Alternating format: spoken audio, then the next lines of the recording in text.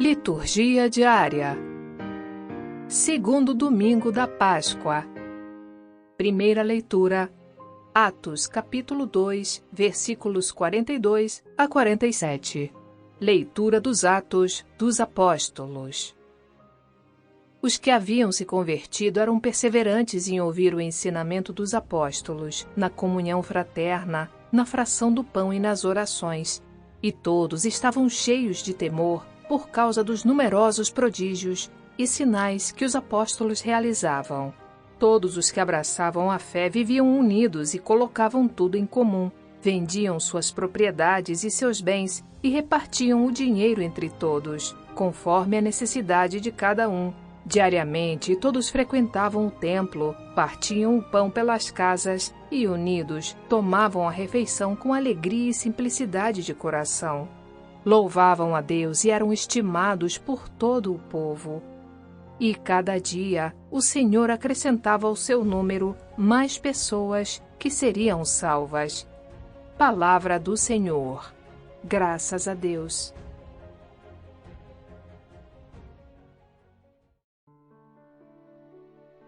Salmo Responsorial 117.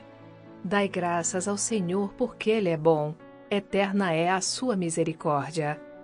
A casa de Israel agora o diga, eterna é a sua misericórdia. A casa de Arão agora o diga, eterna é a sua misericórdia. Os que temem o Senhor agora o digam, eterna é a sua misericórdia. Empurraram-me tentando derrubar-me, mas veio o Senhor em meu socorro. O Senhor é minha força e o meu canto, e tornou-se para mim o Salvador. Clamores de alegria e de vitória ressoem pelas tendas dos fiéis. A pedra que os pedreiros rejeitaram tornou-se agora a pedra angular. Pelo Senhor é que foi feito tudo isso. Que maravilhas Ele fez a nossos olhos! Este é o dia que o Senhor fez para nós. Alegremo-nos e nele exultemos. Dai graças ao Senhor porque Ele é bom. Eterna é a sua misericórdia.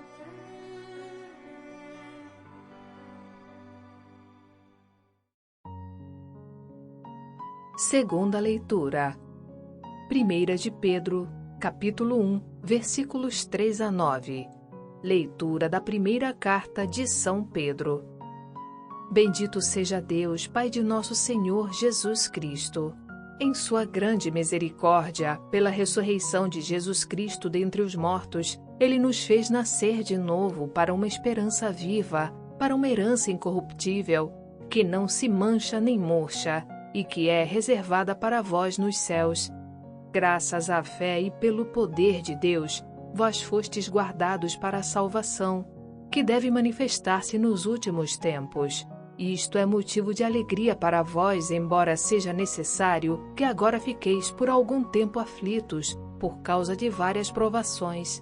Deste modo, a vossa fé será provada como sendo verdadeira, mais preciosa que o ouro perecível, que é provado no fogo e alcançará louvor, honra e glória, no dia da manifestação de Jesus Cristo. Sem ter visto o Senhor, vós o amais, sem o ver ainda, nele acreditais. Isso será para vós fonte de alegria indizível e gloriosa, pois obtereis aquilo em que acreditais, a vossa salvação. Palavra do Senhor. Graças a Deus.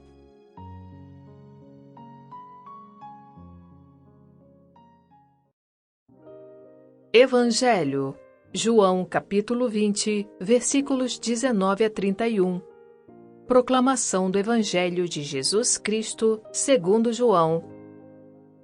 Ao anoitecer daquele dia, o primeiro da semana, estando fechadas por medo dos judeus as portas do lugar onde os discípulos se encontravam, Jesus entrou e, pondo-se no meio deles, disse: A paz esteja convosco. Depois dessas palavras, mostrou-lhes as mãos e o lado. Então, os discípulos se alegraram por verem o Senhor. Novamente, Jesus disse: A paz esteja convosco. Como o Pai me enviou, também eu vos envio. E depois de ter dito isso, soprou sobre eles e disse: Recebei o Espírito Santo. A quem perdoardes os pecados, eles lhes serão perdoados. A quem os não perdoardes, eles lhes serão retidos. Tomé, chamado Dídimo, que era um dos 12, não estava com eles quando Jesus veio. Os outros discípulos contaram-lhe depois: Vimos o Senhor. Mas Tomé disse-lhes: Se eu não vir a marca dos pregos em suas mãos, se eu não puser o dedo nas marcas dos pregos e não puser a mão no seu lado, não acreditarei. 8 dias depois, encontravam-se os discípulos novamente reunidos em casa, e Tomé estava com eles. E estando fechadas as portas, Jesus entrou, pôs-se no meio deles e disse: A paz esteja convosco. Depois disse a Tomé: Põe o teu dedo aqui e olha as minhas mãos. Estende a tua mão e coloca-a no meu lado. E não sejas incrédulo, mas fiel. Tomé respondeu: Meu Senhor e meu Deus. Jesus lhe disse: Acreditaste porque me viste? Bem-aventurados os que creram sem terem visto. Jesus realizou muitos outros sinais diante dos discípulos, que não estão escritos neste livro. Mas estes foram escritos para que acrediteis que Jesus é o Cristo, o Filho de Deus, e para que, crendo, tenhais a vida em seu nome. Palavra da salvação. Glória a vós, Senhor. E para os comentários das leituras deste segundo domingo da Páscoa, Antônio Santoro no Conversando sobre a Palavra. Oi pessoal, oi Sônia, tudo bem com vocês? Depois dessa semana intensa que a gente viveu, né? Da semana da Páscoa, a Semana Santa, a gente agora já caminha para o segundo domingo da Páscoa. E pessoal, antes de começar o programa de hoje, eu queria fazer um pedido especial a vocês. Vocês sabem que o nosso canal no YouTube, ele não possui anúncios no meio dos vídeos.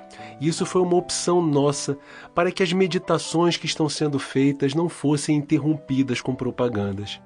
Porém, isso para nós também tem um custo, porque ao não exibir os anúncios, o canal também deixa de arrecadar. E nós também temos os nossos gastos para produzir os nossos programas, os softwares que nós usamos, as lojas da Apple e do Google, onde a gente hospeda o aplicativo Liturgia Diária Vox Católica. Aliás, quem não tem, pode baixar. Tudo isso geram custos para nós, os equipamentos que nós temos, enfim, uma série de coisas. Então eu queria pedir a vocês no dia de hoje que nos ajudem de alguma maneira, que nos ajudem, por exemplo, tornando-se membros do nosso canal. O YouTube permite a você ser membro do canal. É uma quantia bem pequenininha que vocês doam por mês. É só verificar lá nas opções que vocês têm. Vocês também podem deixar um valeu demais que o YouTube permite também nos vídeos e doar qualquer quantia. Enfim, vocês podem também baixar o nosso aplicativo Liturgia Diária com Áudio Vox Católica, que é gratuito, porém tem uma versão paga, num valor muito baixo, coisa de R$1 por mês. São todas maneiras de nos ajudarem a dar prosseguimento a esse nosso projeto de evangelização. Desde já, eu agradeço a generosidade do coração de cada um que está nos ouvindo. Pessoal, hoje, como eu disse, a gente celebra o segundo domingo da Páscoa. E mesmo a gente tendo vindo daquele embalo da Semana Santa, a gente já celebra hoje também um dia especial. Hoje, a gente celebra o Domingo da Divina Misericórdia. Gente, a imagem da Divina Misericórdia ela foi revelada a Faustina Kowalska no ano de 1931, pelo próprio Jesus, que pediu que ela retratasse essa imagem em uma pintura, explicando também o seu significado. Essa imagem mostra Jesus levantando sua mão direita em sinal de bênção e apontando com sua mão esquerda o peito do qual fluem 2 raios, um vermelho e outro branco. O raio branco simboliza a água, que justifica as almas, e o raio vermelho simboliza o sangue, que é a vida das almas.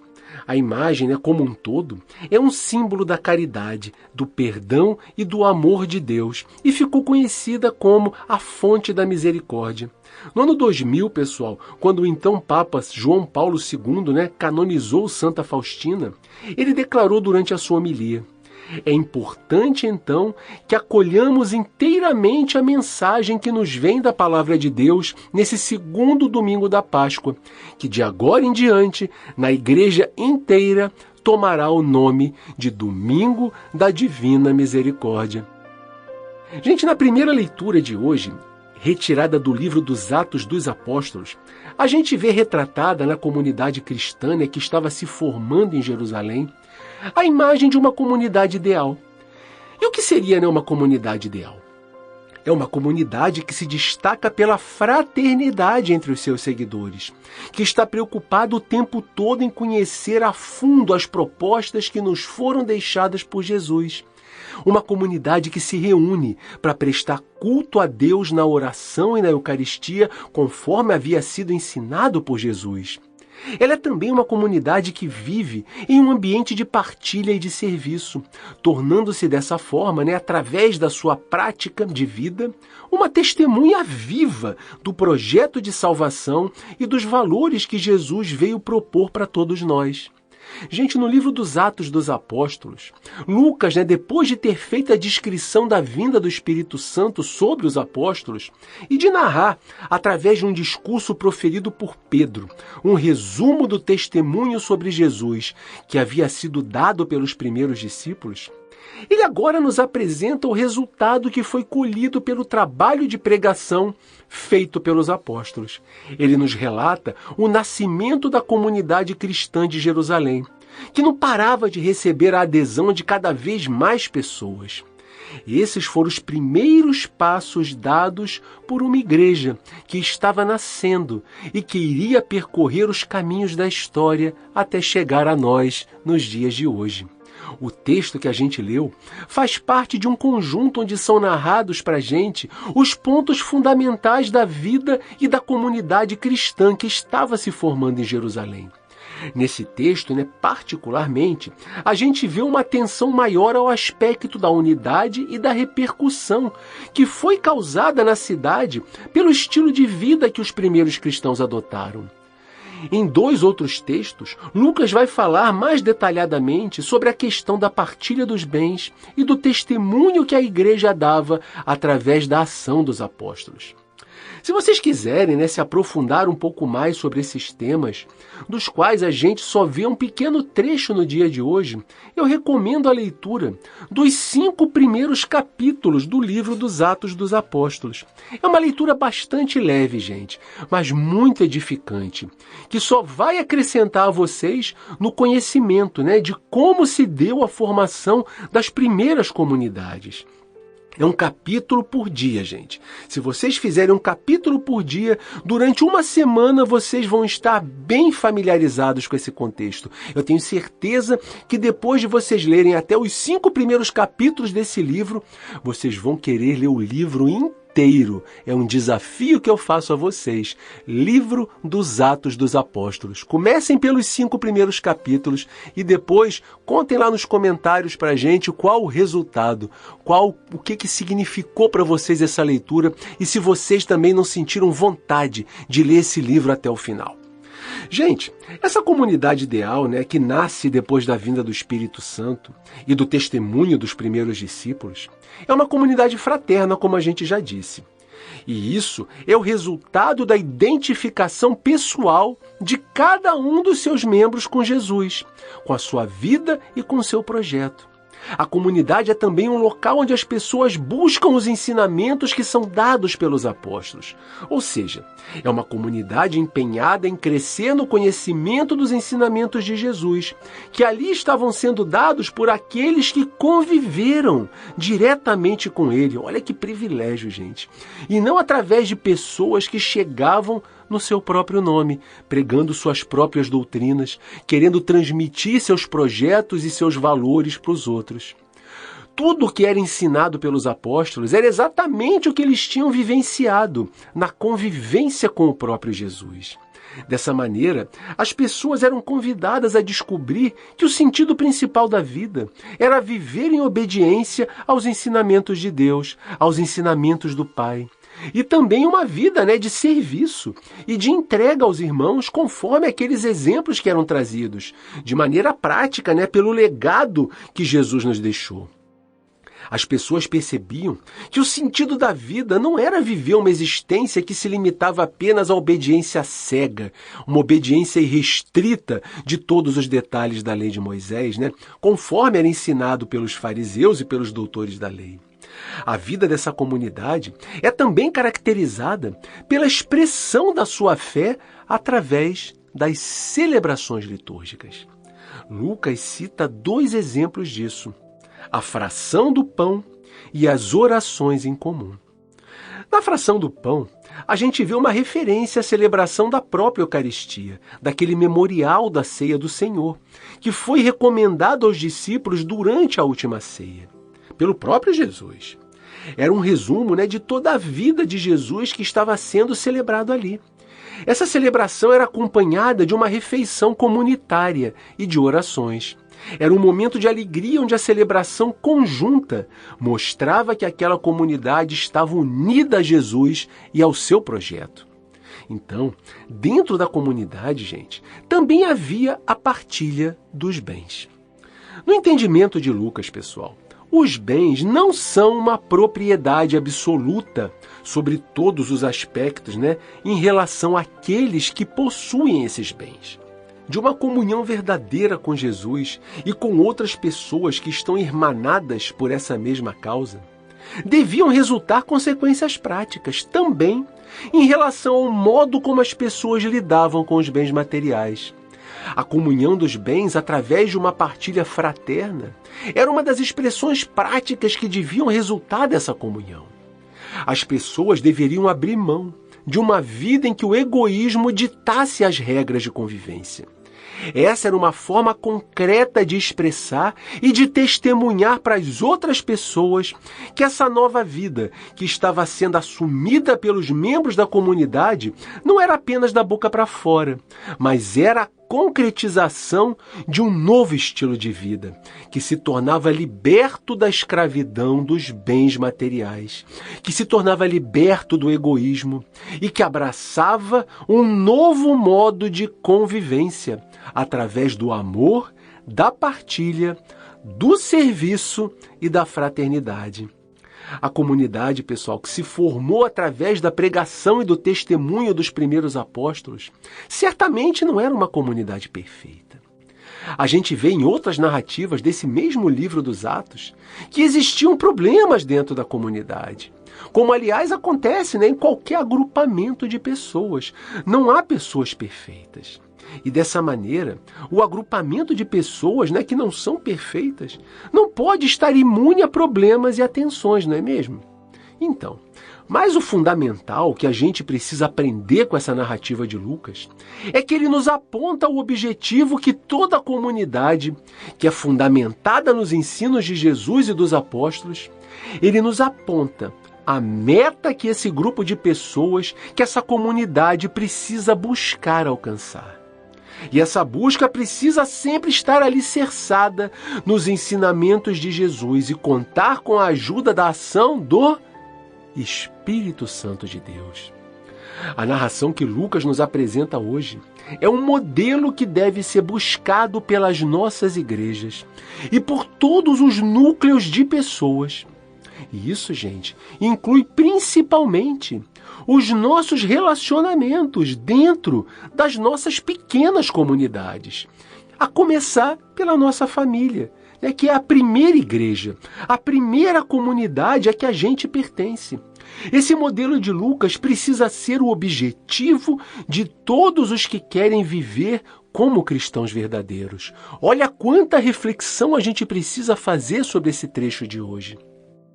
E agora, como não podia deixar de ser, a gente não pode deixar de se questionar se a comunidade da qual a gente faz parte é realmente uma comunidade de irmãos. Uma comunidade que vive, ou que pelo menos busca viver de acordo com esse modelo que a gente viu apresentado por Lucas. Uma comunidade que tenta viver a prática do amor, da partilha, do serviço, principalmente para os mais necessitados. Uma comunidade que pratica o acolhimento para com aqueles que buscam se integrar nela. Nós não podemos ser um clube fechado. Ou nossa comunidade, gente, ela é apenas um grupo de pessoas, né? Que apesar de conviverem no mesmo espaço, nada mais é do que um conjunto de pessoas isoladas umas das outras. Onde cada um, ao invés de buscar viver os valores que a gente viu nas primeiras comunidades cristãs na nossa leitura de hoje, busca apenas os seus interesses particulares, busca apenas impor a sua visão de mundo, busca exercer uma liderança que seja reconhecida pelos outros através de imposição, ou repele a ajuda de outros que tentam se aproximar para compor esse grupo. Muitas vezes, as pessoas fazem isso por medo de perder a sua posição de destaque na comunidade. Ou seja, nos questionemos se nossa comunidade é um lugar onde são buscados os objetivos do reino de Deus, ou então, se são buscados objetivos que precisam ser melhor trabalhados, para que nós nos aproximemos ao máximo dessa descrição de comunidade ideal que nós vimos hoje mencionada na leitura de Lucas no livro dos Atos dos Apóstolos. Na segunda leitura de hoje, a gente vê um trecho retirado da primeira carta de São Pedro. Essa carta foi dirigida inicialmente aos cristãos que faziam parte de 5 províncias romanas da Ásia Menor, que são citadas, logo no início da carta. Pessoal, apenas a título de esclarecimento, existe realmente muitas dúvidas entre os estudiosos se o autor dessa carta foi realmente o apóstolo Pedro, ou alguém que tenha escrito em seu nome. Essas dúvidas elas se fundamentam num aspecto bem literário da carta, que não é similar a uma maneira de escrever de um pescador daquela época, uma vez que os pescadores eram pessoas de pouca instrução. Por outro lado, o aspecto teológico dessa carta transmite uma reflexão que parece ser posterior à época de Pedro. E por fim, gente, o ambiente descrito na carta corresponde à situação, uma situação que era vivida pelas comunidades no final do século I. E como a gente acredita que Pedro tenha morrido durante a perseguição do imperador Nero, por volta do ano 67, ele não podia ser o autor de uma carta que parece datar de uma época posterior ao ano 80.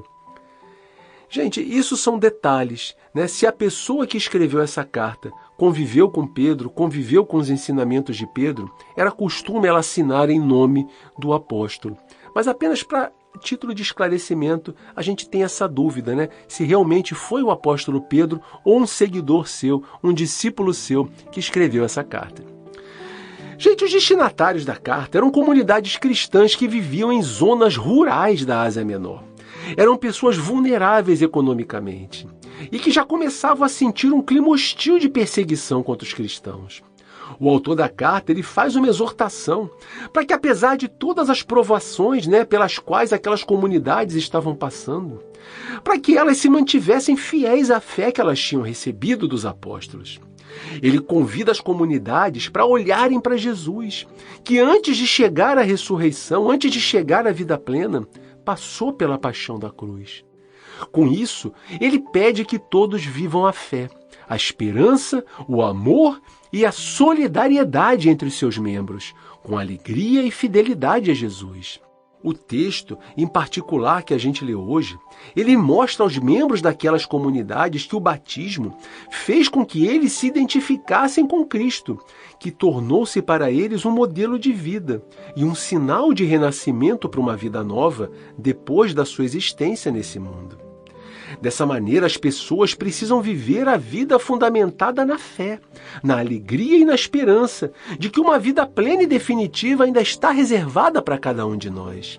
O autor sabe que a caminhada daqueles membros daquelas comunidades envolve uma experiência de provações e de perseguições, mas ele quer deixar claro para eles que tudo isso é uma espécie de provação, através da qual a fé das pessoas é purificada, é transformada pela ação do Espírito Santo de Deus, até que possa, se identificar plenamente com Jesus, para então poder compartilhar a vida plena do seu lado.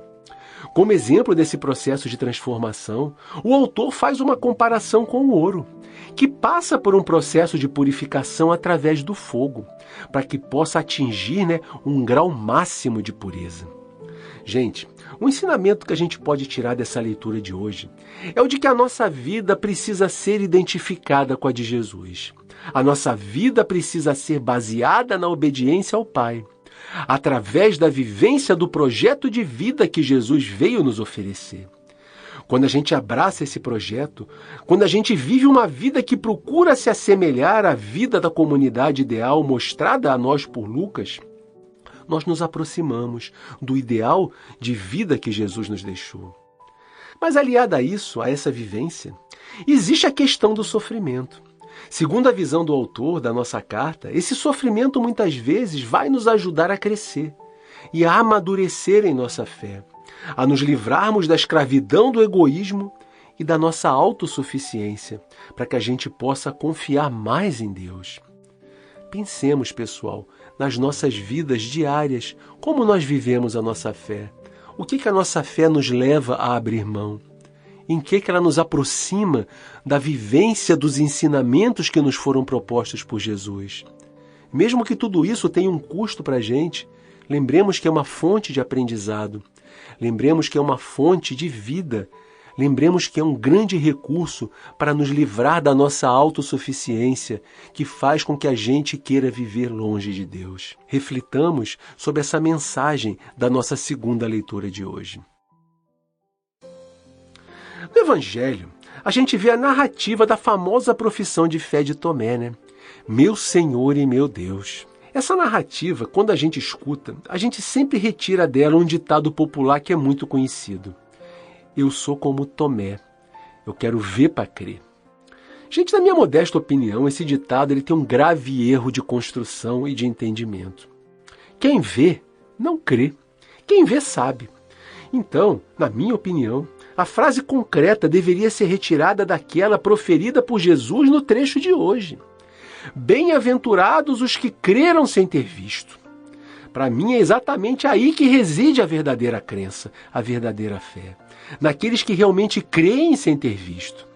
Então, gente, a frase correta deveria ser crer para ver e não ver para crer. A fé é sempre um desafio. Você não crê em algo que você conhece, em algo que você vê, em algo que você toca. Algo que você conhece, você constata. E se você constata, você não precisa mais de fé para isso.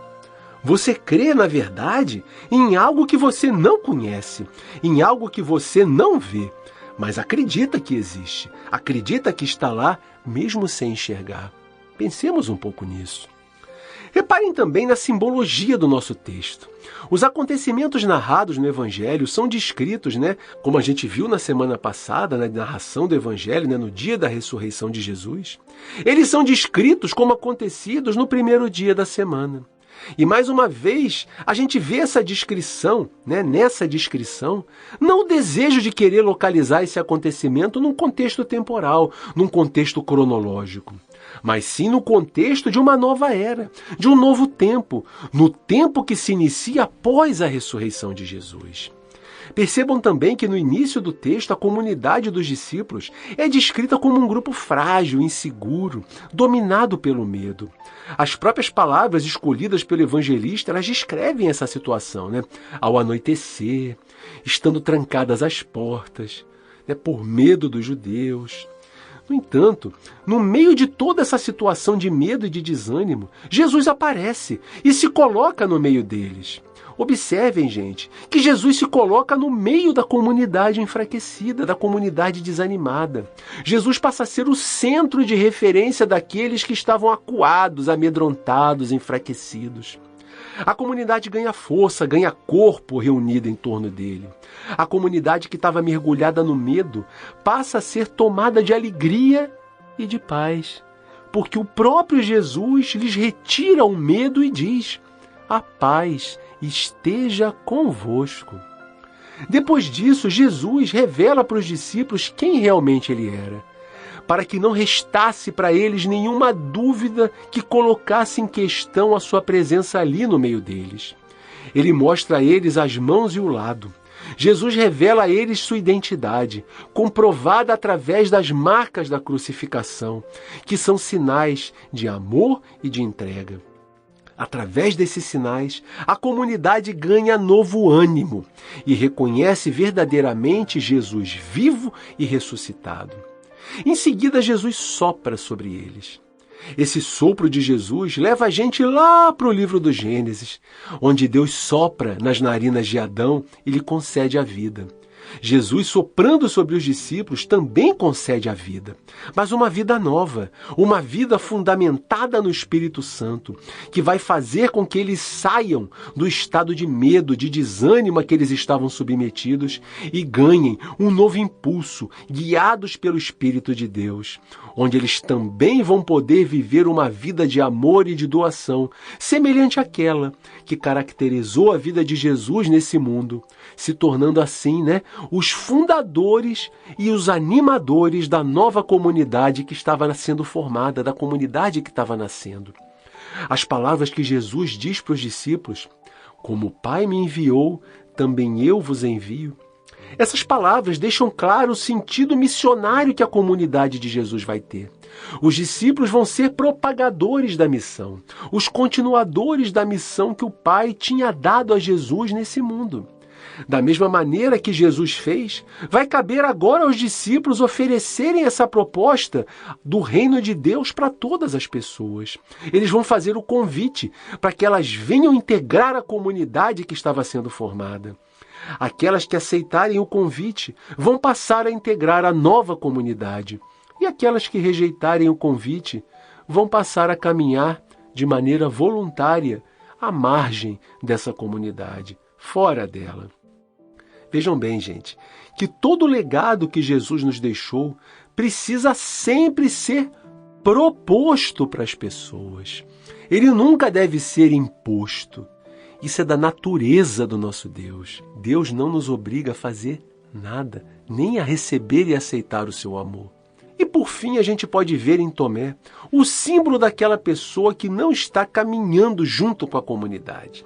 Ele não percebe, como a comunidade se transforma com a presença de Jesus agindo nela. Mesmo tendo a chance de integrar essa comunidade, ele prefere ficar de fora, esperando uma demonstração pessoal de Deus na sua vida. E Tomé, por fim, acaba fazendo essa experiência. Porém, gente, essa experiência acontece não quando ele está fora, mas quando ele está reunido na comunidade, junto com os irmãos, caminhando na mesma direção daqueles que já tinham feito a experiência da presença de Jesus ressuscitado nas suas vidas. A experiência de Deus, ela acontece, gente, dentro da comunidade, nunca fora dela. Acontece também, simbolicamente, esse encontro de Jesus com Tomé, no primeiro dia da semana. Novamente, num tempo em que Deus se faz presente no meio de nós. E que para a gente, que somos cristãos, simboliza também o domingo, o primeiro dia cronológico da semana. O dia em que a comunidade está reunida ao redor do Senhor para celebrar e participar da Eucaristia. A comunidade cristã tem que girar em torno de Jesus. Tem que ser construída sobre o seu projeto libertador. E dessa maneira receber de Jesus a vida, o amor e a paz. Sem Jesus no centro, uma comunidade é, gente, improdutiva e infrutífera. Sem Jesus, a comunidade é apenas um bando de gente medrosa, acuada, perdida e sem coragem de enfrentar os desafios que o mundo nos apresenta. será que as pessoas que vierem até a nossa comunidade, assim como no tempo dos apóstolos, será que essas pessoas, que naquela época chegavam até eles em verdadeiras multidões, como a gente viu na primeira leitura, será que essas pessoas que chegarem na nossa comunidade vão encontrar quem no centro? Jesus ou nós mesmos? Será que elas vão conseguir enxergar Jesus através de nós? Façamos essa reflexão profunda e sincera durante essa semana. Pessoal, esse era o nosso recado de hoje. Mais uma vez eu peço a vocês, quem quiser colaborar com esse nosso projeto de evangelização, torne-se membro do nosso canal no YouTube. Dedique um valeu demais do YouTube com qualquer quantia para ajudar o nosso projeto. Baixe o nosso aplicativo, que é gratuito para uso, mas que tem uma versão bem baratinha, coisa de R$1 ou pouco mais de R$1 por mês. Baixe o nosso aplicativo para o seu celular. Lá você vai poder acompanhar a liturgia diária com homilias durante todos os dias. Colabore com o Vox Católica. Faça com que o Vox Católica possa continuar crescendo e chegar a cada vez mais pessoas. Muito obrigado a cada um de vocês. Que Deus abençoe imensamente a vida de cada um e até o nosso próximo programa.